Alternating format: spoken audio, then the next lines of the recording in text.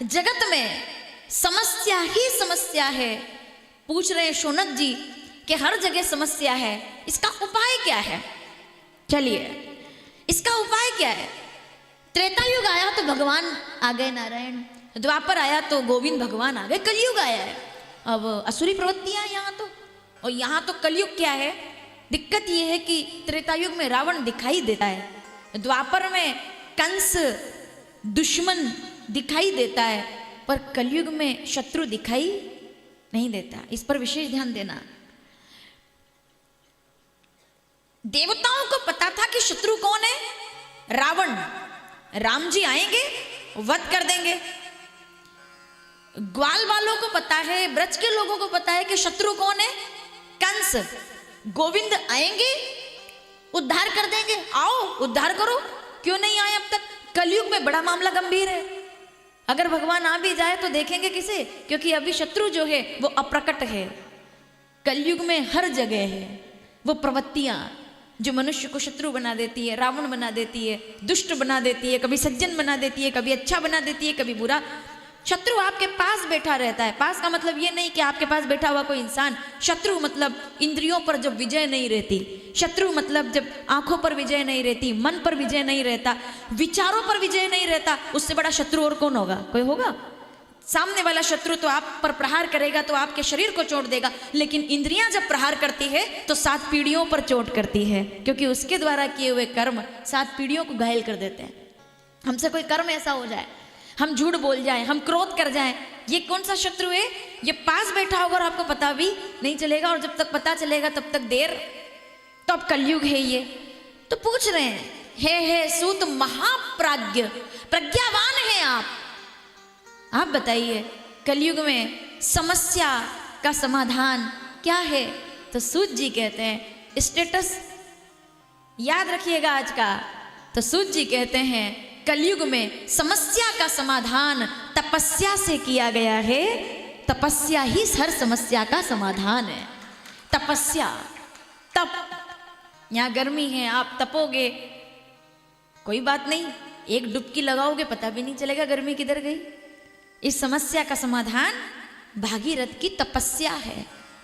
हर समस्या का समाधान तपस्या है। जब कोई तप करता है, आप तप करते, इधर से बात शुरू करें, आप तप करते, जो इधर के लोग बैठे तो खेती में से दाना उगा देते हैं, आप तप करते हैं। मई जून में हमारे किसान तप करते हैं तो फसल पैदा कर देते हैं, और उसी फसल को, अन्न को जब घर पहुंचाते हैं तो वो तप करती हैं, तो 3 घंटे तप करके उसका स्वादिष्ट भोजन बना देती हैं।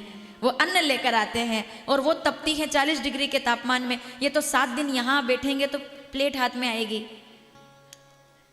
इधर तो पता नहीं चलेगा कुछ भी। लेकिन आप ध्यान रखिएगा कि जैसे आप देख रहे हैं इनको यहाँ आनंद लेते हुए कि कुछ नहीं करना है, कोई मेजरमेंट नहीं जमाना है कितना नमक डलेगा। आप जाएंगे हलवाई को बताएंगे कि कितना मिर्ची डालना है, कि कितना जीरा डालना है, आप बताएंगे कि क्या व्यवस्था, कुछ नहीं करना आपको। आप प्लेट सामने आएगी और आपको खाना है।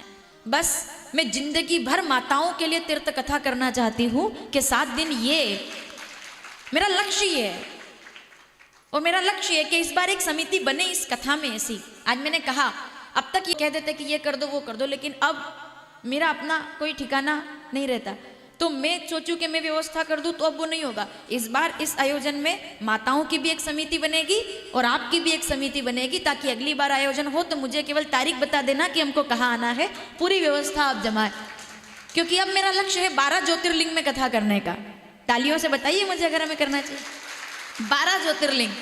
और 12 ज्योतिर्लिंग कैसे? आज मुझे महाराज जी ने बड़ा अच्छा विचार दिया। 12 ज्योतिर्लिंग में कथा करेंगे किस तरह से? 5-5 दिन की कथा करें हम, 5-5 दिन। आप कहोगे 5 दिन में कथा कैसे पूरी होगी? दोनों टाइम अगर कथा करेंगे तो कथा पूरी हो जाएगी, और दिन का भी हमको समस्या नहीं आएगी। ये रहेगा। अगर हम चाहें तो 3 दिन में भी कथा कर सकते हैं। 3 दिन में भी अगर दोनों टाइम कथा करते हैं, चौथे दिन में पूर्णाहुति कर देते हैं, तो 7 दिन की कथा का बराबर क्रम। भाई 7 दिन एक टाइम बोले या 3 दिन 2 टाइम बोले। तो अगर हम देखेंगे कि किसी क्षेत्र में हमको कम समय रहना है, किसी तीर्थ में हमको कम समय रहना है, तुरंत आप योजना बना लीजिए कि हमको 2 महीने बाद मल्लिकार्जुन में कथा करनी है, कि अगर केदारनाथ में केवल 3 दिन में कथा करनी है, कि हमको घृष्णेश्वर में 3 दिन में जाना है, केवल 4 दिन में हमको सोमनाथ में जाना है। तो मैं तो हमेशा आप लोगों के साथ हूँ। इस बहाने से इन बुजुर्गों का और इन माताओं का तीर्थ हो जाता है। बाकी तो हम लोग तो चलते रहते हैं, लेकिन इनको ये मौका मिल जाता है कि ये निकले बाहर घर से। इसीलिए ये कथा अयोध्या में होने वाली थी। तो हम जब मैं अयोध्या में थी महाराज जी की कथा में, तो अयोध्या में अभी तो महाराज जी कह रहे थे, बोले राम जी तो आ गए हैं, अभी जानकी जी की स्थापना वहां नहीं हुई है। तो जब तक जानकी जी की स्थापना नहीं होगी तब तक अयोध्या में रस नहीं आएगा, क्योंकि भक्ति का प्रवेश अभी वहां नहीं हुआ है। अभी राम जी तो आ गए वहां, और हो सकता है हरि इच्छा बलवान, अभी तो राम जी तो स्थापित हो गए, लेकिन अयोध्या से केवल राम जी थोड़ी आए थे, सीता जी भी आई थी। तो जब सीता जी भी वहां पर स्थापित होंगे, उनकी भी प्राण प्रतिष्ठा होगी, तब जाकर के अयोध्या दर्शन पूरा माना जाएगा। इसलिए हम लोग 2 से लेकर के 3 साल का समय अभी अयोध्या कथा के लिए लेंगे, ताकि वहां व्यवस्था हो जाए, धर्मशालाएं बन जाए। उसके बाद हम वहां पहुंचे, माँ भगवती जनक नंदिनी वहां पहुंच जाए, जब स्थापना हो जाए, और फिर जब हम वहां जाएं तो वो अलग दर्शन होगा। इसीलिए बाबा विश्वनाथ जो करते हैं वो सब उनकी कृपा होती है कि हम लोग काशी में बैठे हुए हैं। तो ये अवसर आपका और हमारा 7 दिनों का श्री शिव महापुराण का सूत जी कहते हैं, मैं आपको कलयुग का सार सुनाता हूँ। और वो सार क्या है? वो सार है श्री शिव महापुराण कथा, जो कलयुग में तुरंत फलदायी है। कैसे फल मिलता है इसका प्रमाण दीजिए। तो हमने पहले सुना है, देवराज नाम के एक ब्राह्मण की कथा आती है कि वो जीवन में कर्मों से और हर प्रकार से पतित हो चुका था, मंत्र जाप नहीं करता, संध्या नहीं करता। ब्राह्मण का तो मतलब ही वही है जो त्रिकाल संध्या करे, जो त्रिकाल संध्या करे, जो द्विज हो, जो चाहे तो क्षत्रिय ब्राह्मण हो या वो जो वेद पाठ करने वाला हो। यही तो ब्राह्मण को कहते थे कि भाई कौन? 2 वेद पढ़ने वाला द्विवेदी। ये जो सरनेम आज हम लगाते ना द्विवेदी, क्यों? 2 वेद पढ़ने वाले को द्विवेदी, 3 वेद पढ़ने वाले को, 4 वेद पढ़ने वाले को चतुर्वेदी, 1 वेद पढ़ने वाले को उपाध्याय। ये उपाधियां थी। ऐसा नहीं कि अभी कोई त्रिवेदी जी हैं और अगर उन्होंने कभी जीवन में वेद का अव्यय भी नहीं देखा, फिर भी है तो त्रिवेदी जी, फिर भी है तो द्विवेदी जी। क्यों थे? ये हमारे यहाँ जातियां नहीं थी, ये व्यवस्थाएं थी कि भाई जो वेद पढ़ेगा वो वेद पाठी ब्राह्मण होगा, और जो वेद पढ़ेगा वो शिव जी का नाम जपेगा, और जो रुद्राक्ष धारण करेगा वो स्वयं शिवमय माना जाएगा। जो 1 करोड़, ऐसा कहते हैं कि 108 करोड़ प्रणव का जाप कर ले वो स्वयं शिव हो जाता है। जो 5 लाख, अगर आपने गुरु मंत्र ले लिया यहाँ से, पंचाक्षर मंत्र ले लिया यहाँ से, और उसका 5 लाख बार जप कर लिया, तो वो सिद्ध हो जाता है, जो गुरु के मुखारबिंद से लिया जाता है। और उसके बाद वो शिष्य ही स्वयं शिव रूप माना जाता है, जो भगवान का जाप कर ले। तो ये शिव पुराण की महिमा है। तो ऐसे शिव महापुराण में अद्भुत दर्शन कराते हुए सूत जी कहते हैं, देवराज नाम का एक पतित ब्राह्मण है जो कभी हवन नहीं करता। अग्निहोत्री ब्राह्मण, क्यों? अग्निहोत्र करने वाला, अग्निहोत्र करने वाला, अग्नि पूजा करने वाला, जल चढ़ाने वाला, गाय सेवा करने वाला, ब्राह्मण के वो कर्म माने गए। यज्ञ करने वाला, कराने वाला, यजनम याजनम पुण्य ब्राह्मण से प्रतिगृह्यता, अध्ययनम च अध्यापनम, अध्ययन करने वाला, अध्ययन कराने वाला। तो ये सब, लेकिन वो इसमें से एक में भी नहीं था, तो महापापी हो गया। अब जैसे समय बीता तो वो चोरियां करने लगा, पेट भरने के लिए अन्य साधन थे, लेकिन चोरी करने लगा। जीवन में कहीं भगवान का नाम उसने लिया नहीं, लेकिन उसका प्रारब्ध रहा होगा कोई। एक दिन वो चोरी करने के लिए शंकर जी के मंदिर में पहुंचा, और वहां पेड़ी पर चढ़ते चढ़ते अचानक से कहते हैं उसको ज्वर आया, बुखार में पीड़ित होकर के, तेज बुखार, और वो गिर पड़ा धरती पर। और जब वो धरती पर गिरा तो लोगों ने उसको उठाकर मंदिर में अंदर, कि बीमार हो गया है कोई व्यक्ति, इसको अंदर रख लो। कौन व्यक्ति? जो जीवित, जो कभी चैतन्य अवस्था में कभी मंदिर पेड़ी भी नहीं चढ़ा, बेहोश हो गया, उसको आया बुखार, वो पड़ा रहा, ठिठुरता रहा। सामने एक पंडित जी श्री शिव महापुराण सुना रहे थे। शिव महापुराण की चर्चा चल रही थी। 24,000 श्लोक है शिव महापुराण में, और 7 संहिताएं हैं। विद्येश्वर संहिता की कथा मैं इस समय आपको सुना रही हूँ।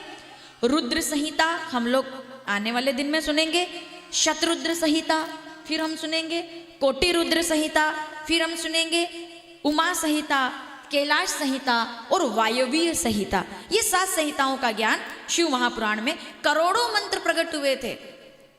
लेकिन उन मंत्रों में से भी सार लेकर के आए हैं 24,000 श्लोक के स्वरूप में श्री शिव महापुराण का यह ऐसा आख्यान सुनाया गया।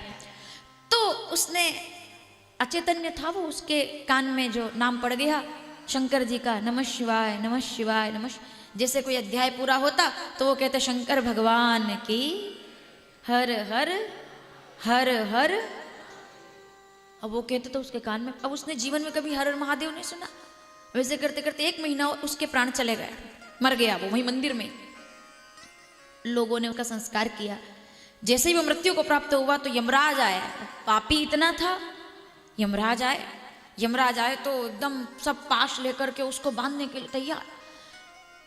अब ये इसकी जो जीवात्मा है उसको पकड़ने के लिए आए, और जैसे ही उसको पकड़ने के लिए बढ़े और तभी वहां पर कर्पूर गौरम करुणावतारम संसार सारम भुजगेंद्र हारम, कर्पूर सा रूप लेकर के 4 भुजा वाले, रुद्राक्ष की माला पहने, त्रिशूल हाथ में लेकर के 4 शिवजी के गण प्रकट हो गए।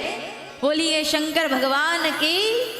और यमदूतों को डांट करके भगाया और उस प्राणी को, उस जीवात्मा को सम्मान सहित उठा करके शंकर भगवान के कैलाश मंडल में ले जा करके स्थापित कर दिया। उसको वहां पटक दिया शंकर जी के चरणों में और वो शिवदूत बन गया।